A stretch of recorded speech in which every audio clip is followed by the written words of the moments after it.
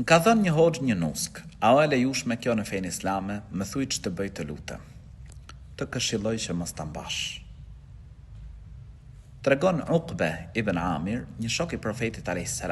thot erdhën një herë 10 veta të pranonin islamin tek profeti a.s. Profeti a.s. e pranoi besën e dhënë prej 9 prej tyre, ndërsa të 10 jo, u ndal. Shkak ishte se ky i 10 kishte të varur diçka pra si tip nuske, që në kohën e ignorancës i mbanin duke pretenduar se këto i mbrojnë, këto i ruajnë, pra këto i japin mirësi. Ndërkohë ai që na ruan dhe na mbron është Allahu i lartësuar.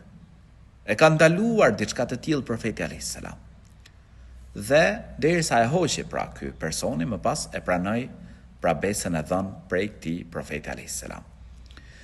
Kështu që unë të këshilloj që të heqësh dorë. Mos shko tek hoxhallar pra të cilët ose të ashtë quajtur hoxhallar që merren me nuska, me hajmali.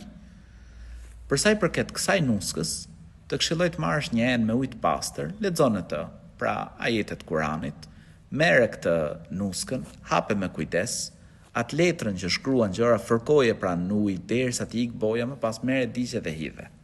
Ai që na ruan dhe na mbron është Allahu i lartësuar, jo nuskat, jo hajmalit. Larg këtyre gjërave. Zoti ju rujt.